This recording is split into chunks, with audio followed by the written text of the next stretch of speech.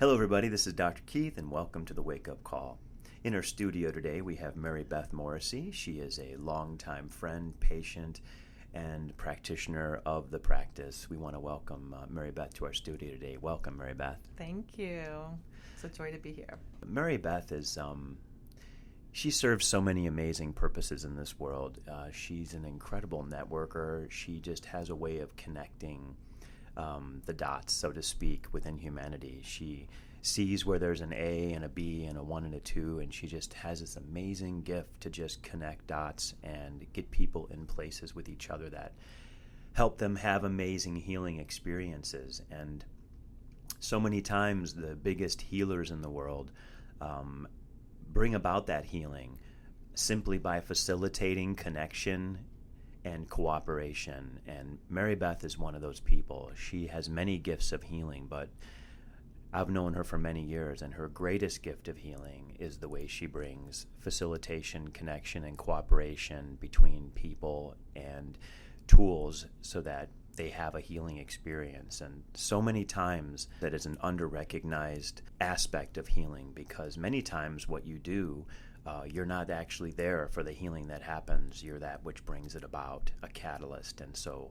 I want to honor Maribeth for her selfless service in that field of humanity and all that she does for that on a daily basis. Thank you so much. It's beautiful. So Maribeth, it's a beautiful time for you to kind of share your path and your purpose and the general way that life has called you in to the practice and living the way you live.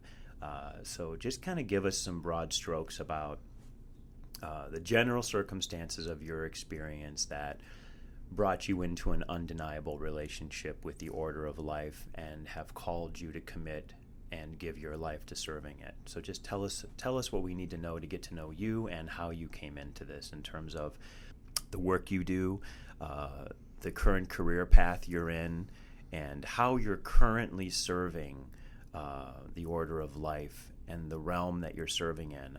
I think it's very powerful for us to know how the practice and the teachings of the practice are being actively used in the way you serve humanity. That's beautiful.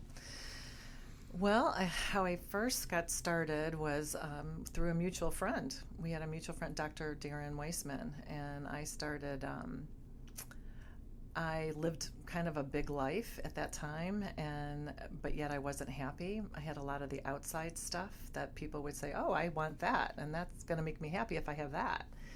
And I had it, but I wasn't happy. And I started learning about how the subconscious mind works through Darren. Was seeing a therapist that led me there, and then through eventually becoming a Lifeline practitioner, I met many people that were not only seeing Darren, but then going to see Keith Jordan with you. And they would say, go see Keith, go see Keith. And so that was almost 15 years ago. Wow. I mean, it's unbelievable that we've known each other that long. It's amazing. It really is. And when I think about the journey, everybody's journey of healing is different. And for mine, so I stepped into healing, and it was amazing. But I also had, like many listeners, things that I wasn't ready to let go of, because this is a healing journey that requires us to change. And so I was in a marriage. I was in lots of different relationships, work relationships, that if I had to change, then that means all my relationships were going to change. So I started to, and then I ended up coming to work with you and with Good and Raw. So that was like an amazing journey. And I just want to preface, my prior kind of life was in pharmaceutical sales. And I did that for almost 20 years. There was a long journey of that, right? So I knew that my own health issues were bringing me to this healing work through allergies and immunocompromised situations, and then depression. And that's what brought me to Darren, then eventually to you, and then into Good and Raw. And that was absolutely beautiful, and it's such an honor to be a part of business development and, going into Whole Foods and mustard seed, and it was beautiful. So just so our listeners have a context for this, Good and Raw was a raw food company that I was called to create, and wow, what an amazing creation it was. I'm not bashful in saying that, like, we made the best raw food, period. And with all due respect, we had an amazing chef, Nicole, who was just out of this world, and we had just an amazing chemistry of people working together, and it had a beautiful life. We made raw granola and raw kale chips, and so what Maribeth would do is she was in charge of business development, but she was really boots on the ground, and she would go out to the grocery stores and meet the grocery store personnel, and then she would sample. We would give away food. We would go to grocery stores and sample food, and we would give people the opportunity to try this food and educate them on raw food and what raw food was about. So it wasn't just about selling our product. It was about getting them to be aware and educated about an amazing food. And through the help of Maribeth and her husband at the time as well, dear friends of mine as well, and Chuck Molina, another person who was involved. We had so many really incredible characters involved in that play.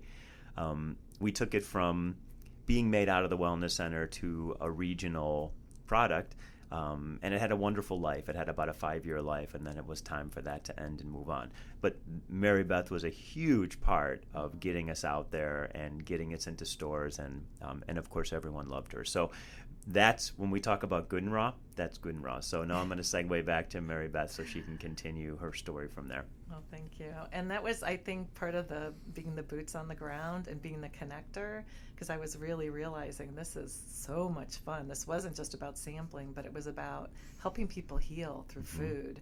And then through food, it was the book, the practice. And so that kind of ended, like you said, after about 5 years. And then in the current situation and relationships I was in, I guess I would say I probably took a sidestep from the practice, had some more lessons to learn. And I remember several years later, we took a little stint, our family, and we moved to Florida for a year. And I remember being on the beach, and I was thinking, once again, this is so beautiful, where I'm living and what I'm experiencing, but I wasn't happy. And I remember picking up the practice, and I remember texting you. I was in my car on the beach, and I just knew I'm back. I'm back in the practice.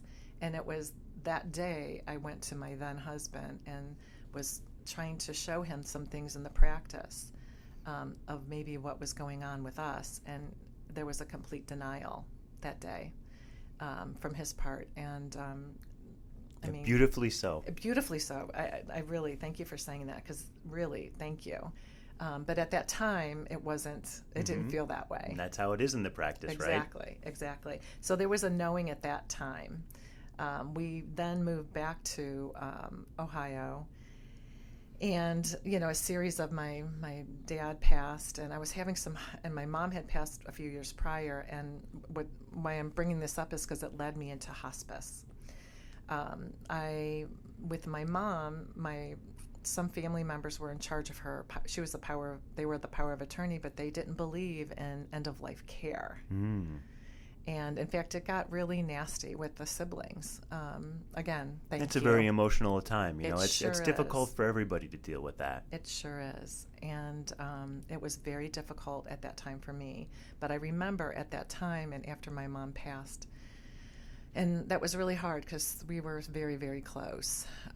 But I remember saying, people need to know more about what hospice really is.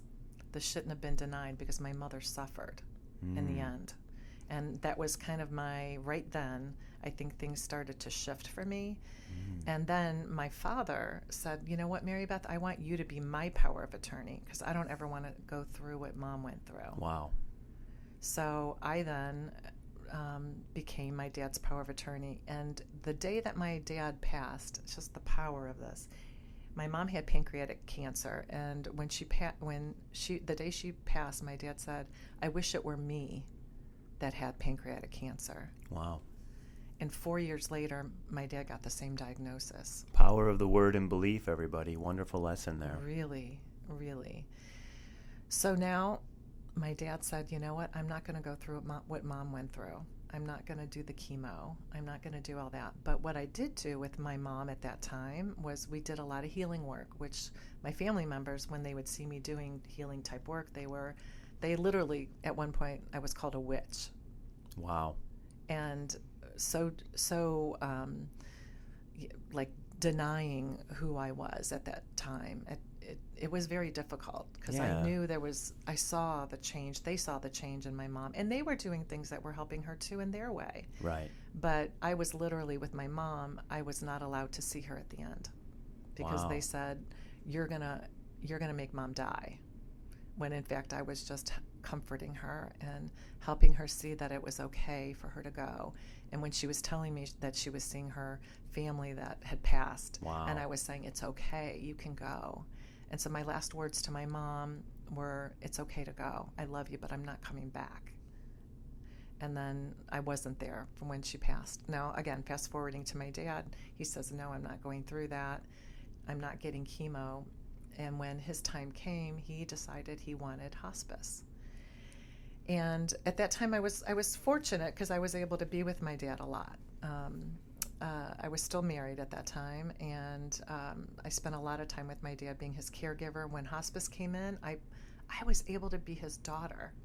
Wow. And not the caregiver. Now, at this time, my dad was now at a nursing home, which my sister-in-law worked at. So he was getting a little extra attention, and what I realized was those power of connections and relationships was so beautiful because, I knew the nurses on the floor. I, had, they were coming in talking to my dad. When hospice would come in, we'd all sit together. We told stories. Actually, I still, my dad told me one day, you have to write a book about this, Maribeth. And so I would record our conversations.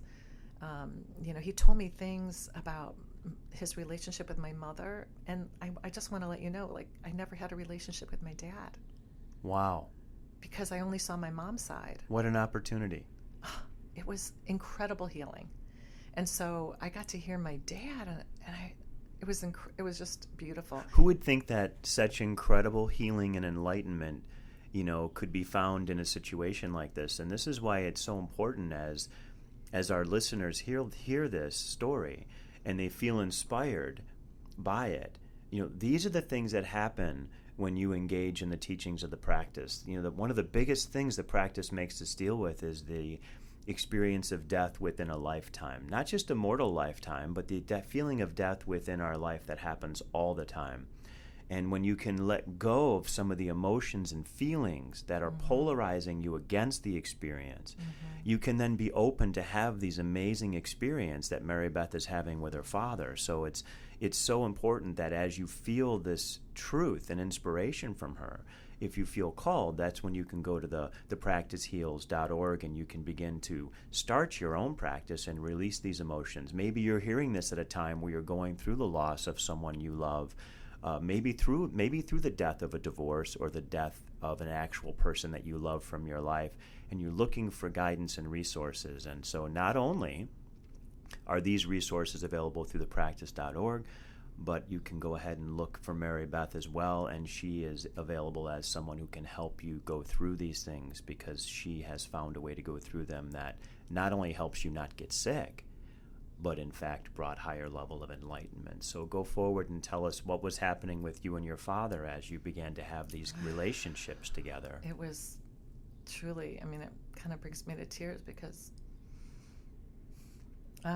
let it. Yeah, for the first time I had a relationship with my dad. It's beautiful. And he apologized for things, and it was just really incredible. And of course, the sibling issue was still prevalent. I hadn't spoken to my siblings for almost 4 years at that time. And there were some beautiful friends that were healers too, like the synchronicities of, someone came in and helped me how to do the apology. Another person came in and told me about that this was going to happen, and you were going to be the person to bridge between relationships. And I thought, there's no way. I mean, I literally at that point with my dad, I was told, you need to call your siblings. Your dad needs to apologize to them. That's why he's not able to transition. And he was ready. He wanted to go. So, I was doing everything that I was called to do. He had asked me, my dad was a musician and a teacher, so I was bringing in beautiful music. Johnny Mathis, for some reason, he kept saying, is so soothing. He'd say, it's helping me go. And the day I told him, Dad, you really want to go? And he said, yeah. And I said, well, we need to make a phone call to your children. And he said, I have nothing to apologize about. And I said to him, Dad, do you want to come back and do this again? And he said, where's the phone? Wow. So I gave him verbiage, and I walked him along about what to say and how to say it. And then I said, and just be quiet. And it was really miraculous. The miracles and the shift occurred right in front of my eyes. So that occurred, and my one sibling was not allowed to come in because he was threatening the staff because they wouldn't let him in. Yeah, he just with couldn't violence. handle it. He just couldn't handle it. And so I had called the staff at that time and said, with supervision, can my brother come in? And they allowed that. So I just want to share this really special moment was I had a dream that I died during this time, and I felt this heaven on earth feeling that the practice helps you to get to understand. And it was very specific and graphic. And the next morning I went in and told my dad about it. And he would say, can you please tell me again? And I said, Dad, it's beautiful. It is so beautiful. You are going to be so free. The hospice team saw what I was doing and how I was connecting with everyone in the building and with my dad. And they said, we want you to talk to the president of our company. We think it's time for you to work with us. Wow. We're going to take a quick break, and then we're literally going to come back, and Maribeth is going to tell us how the beauty of life is that the death of one life begins to bring the birth of another. And it's literally going to demonstrate how the death of her father literally was her own death, that as we die with someone, we literally have the opportunity to die to ourselves. And she's going to show us how that death brings us into a rebirth, and you're going to love to hear the story. So stay tuned, because you're not going to want to miss all the miracles that happen as a result of all of this. We'll be right back. Hello, this is Dr. Keith from Heart Healthy Homes, and we just want to thank you so much for being a part of our Heart Healthy Homes family, because it's just that. When you're a part of the Heart Healthy Homes experience, you are family to us, and your family is family to us. So just know that when you refer someone to our site, to our products, we're going to treat them the same way we treat you. And we're going to treat you like family, and we're going to treat your family like family. I always want you to know that we hold ourselves to that expectation, that at Heart Healthy Homes, your family is our family. Please enjoy the rest of the Wake-Up Call with Maribeth Morrissey. This is Dr. Jordan, and we're back for the second part of this amazing story with Maribeth Morrissey. And she is just beginning to show us how the death of her own life within the death of her father yielded the rebirth of literally both their lives, how she began to see both of them emerging on the other side. So Maribeth, please continue to tell us the miracle of the transformation. Yeah, so I knew at that time there was something very special, because it was a very sacred time. And now talking to the president of this next company, wow, could I actually use what I just experienced that was so hard but yet so beautiful, and transform it into a new career? And a series of, I had met with them, and then I met with another company, and it was just, everything was synchronistic. It was a neighbor then called and said, hey, there's this other company I want you to meet with also. He was a pharmaceutical manager. I think you two will really connect. And I did it. Literally, that interview, he hired me on the spot. Wow. And that began my journey and into hospice as a hospice liaison. Now, what is that?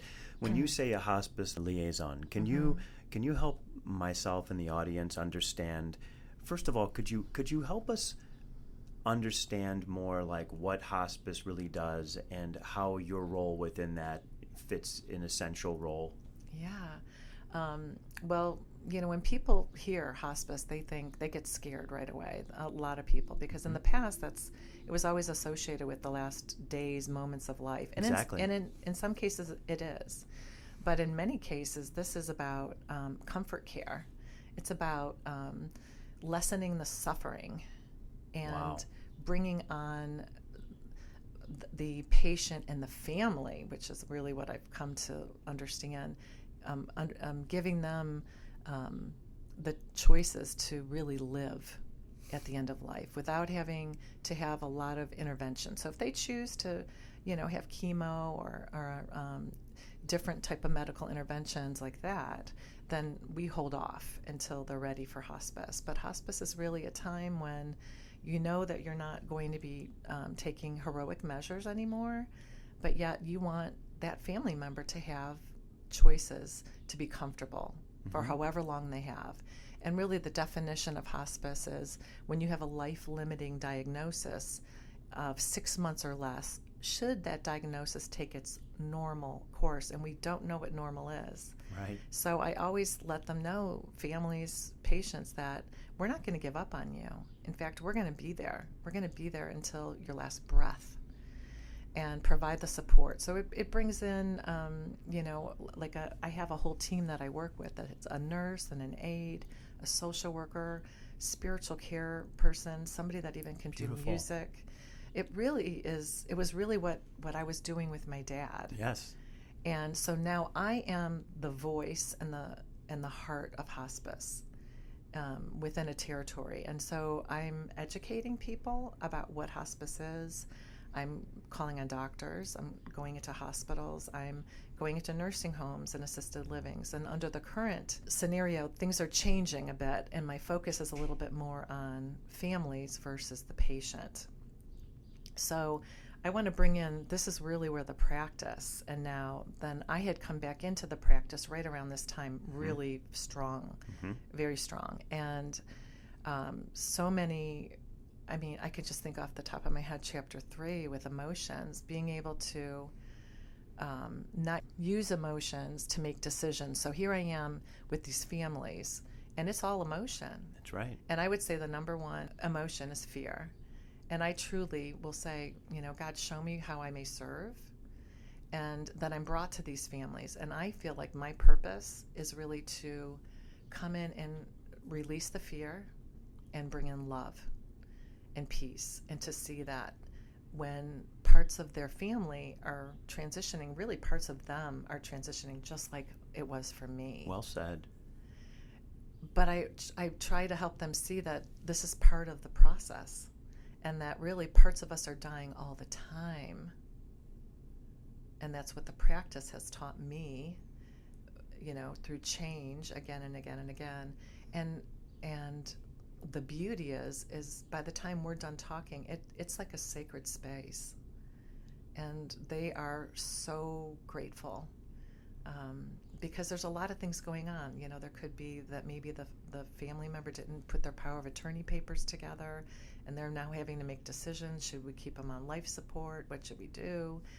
And so I'm kind of walking them through those stages, and of course I'll call in clinical. I'm not the clinical person, but I'll call that in. But really, what I'm doing is healing work with them. And that's powerful. And the nature of mortality, because mortal consciousness is based in time, is there's a natural tendency to procrastinate, because we believe by procrastinating that we're actually stopping time from moving forward, and that's a complete illusion of mortal consciousness. It's not a judgment. It's actually a normal function within the field of mortal consciousness. The truth of life is that it's immortal, and that it is ever moving forward at a constant rate. But what happens because of the mortal consciousness within relationships and family structures is when you get into a moment where mortality must be faced and released, you realize the bottleneck of emotions that are all being stuck, that everybody has put off apologies, resolutions, issues. And so in a moment of death, as with Maribeth's family, so much comes up. It seems to come up around the moment of the death, but really what it is it's the result of a procrastination of work that has not been done, things that have not been released. And so as much as it seems like something that you don't want to go through, as with Maribeth's family, it provides an incredible opportunity to resolve at the end of a lifetime what no longer needs to go forward in a lifetime. Now, in the practice, as you know, Maribeth, I teach everyone to practice that living and dying process every moment. So at some point, they don't live with a past. They only live in the presence and the order of God's divinity and love. And then they let that moment die and they go to the next moment and they have nothing to clean up. But for most people that live in a space of normal consciousness, mortal consciousness, they delay that process. And so why the practice, and Maribeth is so brilliant in bringing it into this realm, is because it's an opportunity. Nobody wants to fill that dumpster. Nobody wants to do that. But it's an opportunity to do it. And if you are given the right tools to do it, you can use that bottleneck as a chance to not only clear that clog, but also learn that you don't want to have that clog at your time of passing. Exactly.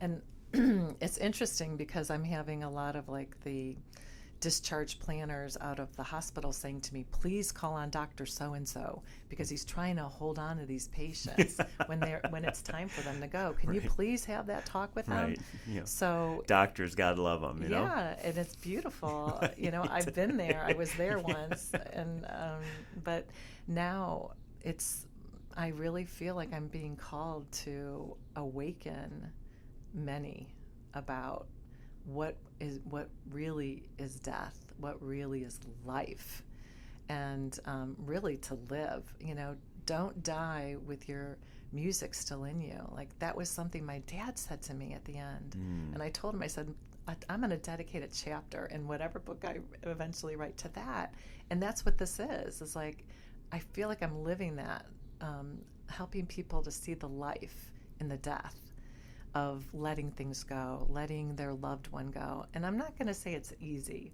you know, and there are people that resist. I mean, no doubt about that. The practice isn't easy. Right. I mean, the practice of living eternal life, it isn't easy. I mean, that's what I laugh about all the time.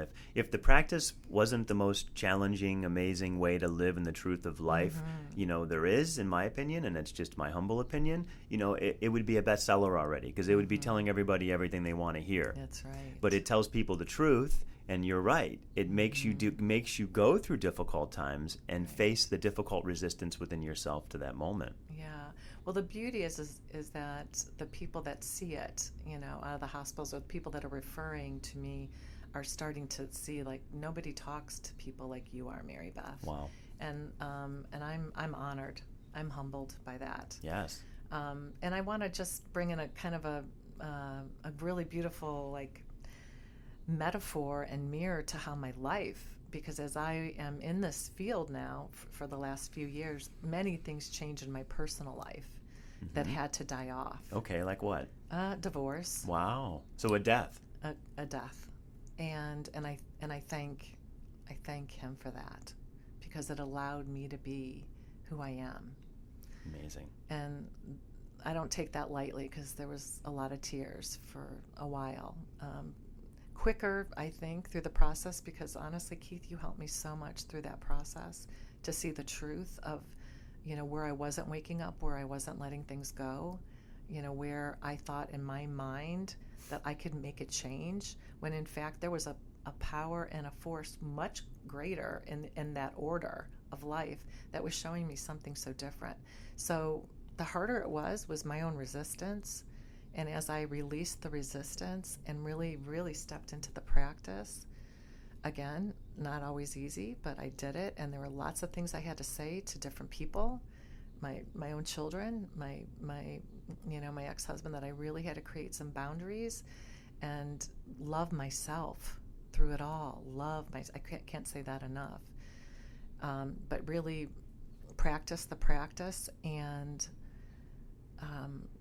now in hospice, like every time I was going through something in my personal life, hospice would actually show me. It was like a mirror in my life, because it was the past that I needed to keep cleaning up. So I even to the listeners, I want to say, don't judge yourself, as you're going through this process, because I thought I had to be perfect, and I didn't know why, and why wouldn't somebody love me, and why I took it personally. We can't take it personally. This was a higher power coming through, trying to lead me to a beautiful new life. Wow, that's a very powerful statement. Can't say it any better than Maribeth did. I just want to emphasize that the practice is not about your mind. The practice is about surrendering into the divine order of life and having literally a force that creates us, which is beyond our comprehension, give you undeniable experience that validates the path that you are meant to take. It isn't about manifesting anything. It isn't about what you want or what you think. It's actually, you're most in the practice when you go through the release of all of that and you surrender into what I call choiceless surrender, which is just this space of, the order of life be done. I am of that order. How can I be, assist, love, and be grateful for that order and all that it is bringing and taking from my life? And you're right, Maribeth. It literally shows you what in your mind is telling you that it's smarter than what creates life itself, doesn't it? And that is so humbling. Oh, it's truly on my knees. Thy will be done, which you've written so beautifully in the book. It really is. This takes, this is way beyond religion. This is about the truth of how our Creator is working through us through life. Yes. And yes, I do call that God. Mm-hmm. And the way God now works through me is as I've surrendered that and worked through my past, and now living in the present moment and allowing the future to come into the now. We're going to take another quick break, and we're going to hear the final segment, because this is where we really start to hear the miracles that Maribeth is going to talk about even more. Like now she's going to start to tell you, like, she's kind of done all the depth, she's cleared it out, she's coming to her new life, and then we're going to have her come back in just a minute and tell us, like, what are all the fun, great, amazing things that are happening as a result. So don't miss, not that it all isn't good, but don't miss, like, the topping on the sundae, because it's really good stuff. So we'll be right back in just a second. Hello, everybody. This is Dr. Keith, and thank you for being a part of the Wakeup Call. We are just setting the beautiful intention that you are finding this as enjoyable and as transformative and as amazing as we are. And we just ask that if you are having that experience, reach out to some people and say, download the app, become listeners, and we would love to hear what you would love us to talk about, ideas you would love to hear us tell you how you can apply the practice to. We want this to be a beautiful, interactive dialogue, and we're going to keep bringing you amazing souls going through amazing transformations, making the order and the presence of God undeniable in this reality that is truly, truly coming from heaven to earth. So please enjoy the rest of this interview, and we look forward to having you a part of this on an ongoing basis. So we're back for the final segment with Maribeth, and we are ready to hear all about the fireworks, all about the amazing stuff that really is starting to gain momentum in your life. So you've taken us through how you got there. You've taken us through the rebirth into the Hospice Liaison and the momentum that starts to happen. And now kind of give us some undeniables that are happening in your life as a result of arriving in this place of, like, pure purpose and surrender. Yeah, I want to first say, I'm living in the smallest space I've ever lived to have the biggest life I've ever had. That's awesome. Well said. What I really need to do right now too is just to say thank you. Thank you, Keith. And thank you to the Wellness Center for all the healing, because it really supported me during some really tough times. So honestly, this new life and the miracles are so incredible, and it's so new. And I want to first say that there's so much that I don't know, And that's what's so beautiful, because I used to think that I had to know everything. Right. And would really, I'm going to use the word control, wanting to know outcomes before they happen. The first miracle I'm going to say is surrendering into the I don't know has been so beautiful, because you know what? For every listener out there, you have no idea what's in store for you if you just really let go. And that's what's happening to me. So as I let go, the weight that I was judging myself about, the last 15 pounds that I wanted to lose is just falling off. Wow. I'm not even trying. It's just happening. New relationships. I'm being recognized at work, literally financial, money coming in, more clients coming in, being a part of the book club, starting with Sarah. And it's so beautiful to now give back. And because that's really what it's about. First we heal, and we learn, and then we share it. And so now to be able to share, when somebody says after you've given a session or they walked away at a book club and said, I never saw it that way, and that has completely changed my life, there's no greater gift than that. Or when I'm talking to a hospice family and they say to me, I never looked at it this way, thank you. And you see the peace, or that doctor or the nurse practitioner calls you and said, I don't know what you said to them. We had such a hard time with them, but wow, whatever you did, thank you. And so those are the gifts, that are coming back. Better relationships with my children, just letting them be who they are and accepting and not trying to change or hold on to things. And letting bonds break and new bonds form, right? Yes, which I love what you're talking about now. In the Wakeup Call, it's so right on. I'm really digesting life and living life and truly seeing funny things. I'm just this morning, I'm out for a run, and the song that comes on is called Wakeup Call, by Maroon 5. And here I was coming here today, or the next song was Soul Sisters, and I'm texting Sarah, look at this, and Anne. And so it was just, life is really beautiful now. The mirror that I'm seeing, where it used to be what I had to learn and grow from, how do I learn, how do I grow when we have those past things coming up? Now it's, wow, how can I serve? Right on.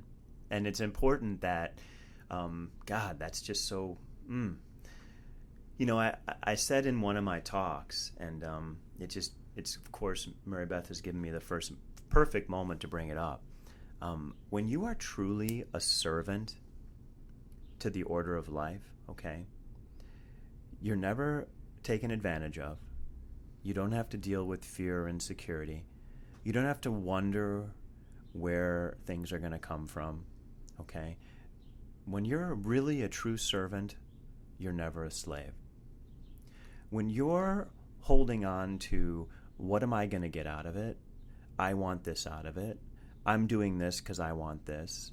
Okay, that doesn't make you a good or a bad person, don't get me wrong, but I'm making you aware of this as a mechanism of interaction with reality. Okay, when you truly live this practice, when you truly serve without any expectation of anything but to be the gift, God-informed today, what comes back to you is more than you could have ever imagined, believed was even possible. So I love that she brought that into her experience, because the true joy is just being a servant. And in that servant, you are that gift. You are that God-informed today in that moment. You are being what you are. You are doing what you are guided to do. You are doing it lovingly, peacefully, truthfully, with boundaries, borders, order, taking into account that it is important to take care of the gift in order for the gift to be able to give. And so I want you to tell me, give us one story that comes to mind regarding your role in a family's life where you truly were that gift, and some of the transformation and change that you saw. Which one comes to mind to you, Maribeth? I know there's so many, but which one comes to mind? Which one do you see where, when I ask you that, you see faces, you see people, you see a circumstance where you were truly used to serve and bring about change? I know it's every day, but in the hospice realm, what comes to you? There was just one yesterday that, just really brought me to my knees. Tell us. We want to get to our knees too. Okay. It was a mother that was in the hospital, and everyone in that hospital, from the doctors to the nurses, were trying to show the family that, you can't hold on anymore. She's ready to go. And she had had a major stroke. I mean, multiple things, wounds. She was in the hospital actually for debridement. The wound was huge.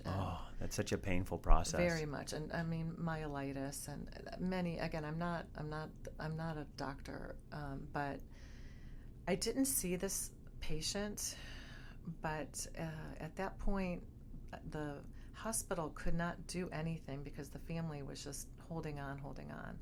So they went to the nursing home, and it was actually the nursing home social worker that called me, and she called me, it was like 5:30, 2 nights ago it was, and she said, "Maribeth, you're the only one I could think of that I think can get through to this son."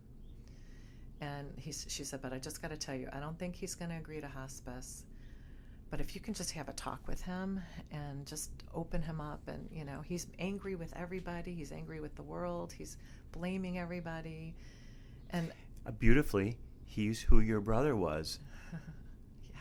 In that moment that you practiced. Yeah. Wow, this is great. Continue, please. So I remember when she called me, I thought to myself, I in my heart, I knew there was going to be a shift. I didn't know how. I didn't know, but I just felt it in my heart. So when we were done talking, I picked up the phone and called him. And I told him who I was. He said, "I've already talked to hospice, and I haven't agreed. I think my mom needs therapy." And then he went on to talk to me, and this is what he said. 2 months ago, my mother was walking every day. She'd go to church every Sunday with me.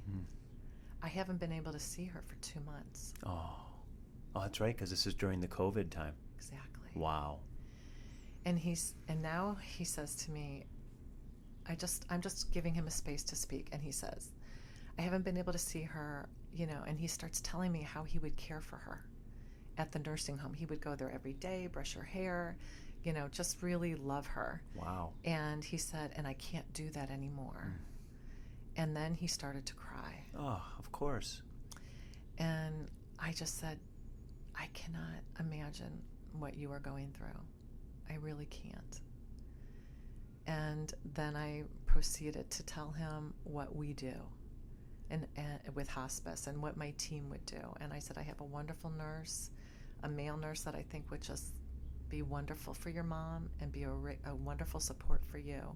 And I told him, I said, I don't typically do this, but you can call me because I understand to some degree of what you're going through, and I want to do what we can to make your mom's end of life as best it can. And then this was the big question I asked him. I said, "Do you want your mom to suffer?" And he said, "Absolutely not." And I said, "Then this is the way to go." Wow. And at that point he said, "I'm absolutely going to sign for hospice." That's a miracle. It really was. Our audience who is listening, we need to begin looking for healing in all the ways that healing shows up. Healing, everyone has this notion that healing is someone that's getting sick, being healed, the blind see, all these old classic ways that we look at healing. Healing is the restoration of order and flow in the process of creation we call life. It is a shift from something that is stagnating and suffering into something that is surrendering and coming to peace. That's healing. That's healing. That's what we're seeing Maribeth talk about being a beautiful gift in facilitating. That's the healing. So we need to begin practicing looking for what healing looks like in all parts of our life, because we may think we're looking for it, but because we're only looking for it in a specific way, we're missing the fact that it's happening all the time. And I'm telling you guys, healing is a natural part of all experiences in life. You just have to learn how to practice living in a way that reveals it. And that was an amazing moment of healing and transformation for that person, for that son. Beautiful, Maribeth. So then they ended up going with the service? They did, and then the next yesterday is when he called me and just thanked me, thanking me for helping him see it differently. Again, I would have never seen it that way. Right. Yeah, I remember talking about that way early on as one of the biggest gifts of being a gift was to have people say that. Isn't it just beautiful it really, when they reflect back that shift of consciousness? I mean, to see the struggle and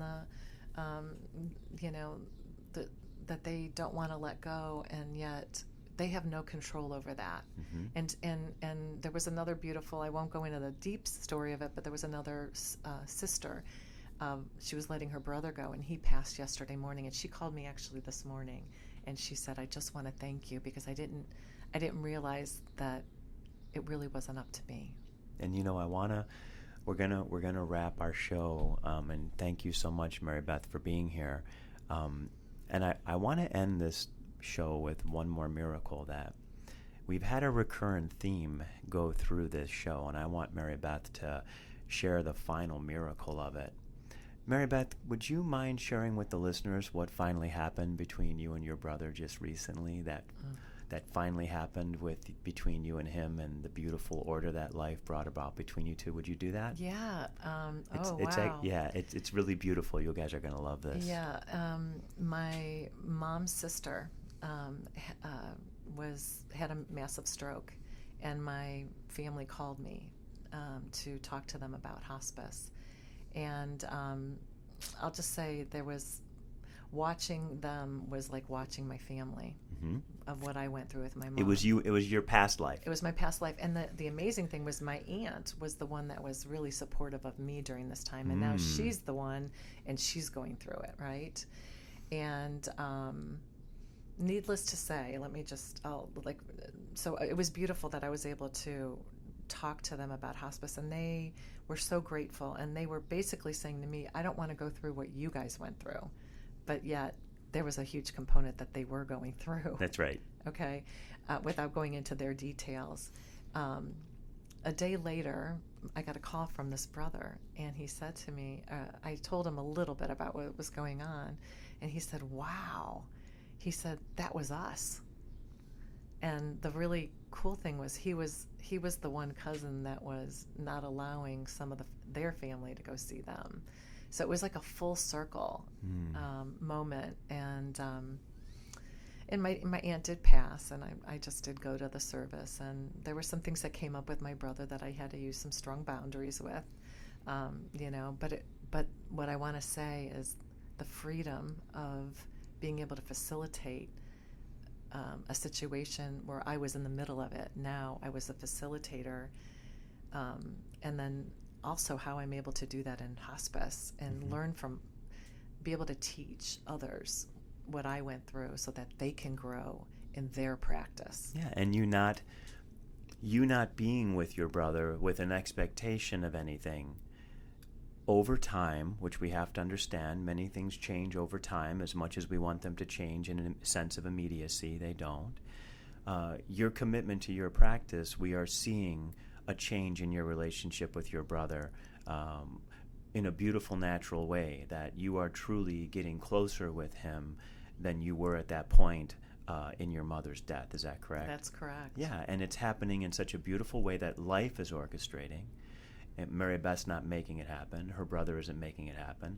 Life is letting them both know when they can take that next step closer to each other. And I have a pretty clear view of the future in many things, and I can make a guarantee statement that by the time one of them passes from this earth, that there will be a complete resolution of all things in that relationship that are meant to be resolved.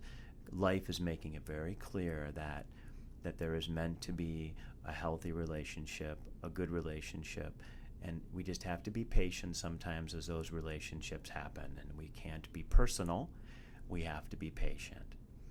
Thank you so much, Maribeth, for being on the Wake Up Call today and for sharing your heart and your story. Boy, oh boy, we just know it's going to touch a lot of lives, and we're just very blessed to have you as a part of the Wakeup Call as a part of the Heart Healthy Homes family, as a part of the practice. You are just such a joy, and you are definitely a gift in our lives. Thank you. I love you guys so much, and I'm so grateful. Thank you, everyone, for tuning into the Wakeup Call. We wish you only the best experience in your life, and we look forward to having you a part of our life very soon. Take care.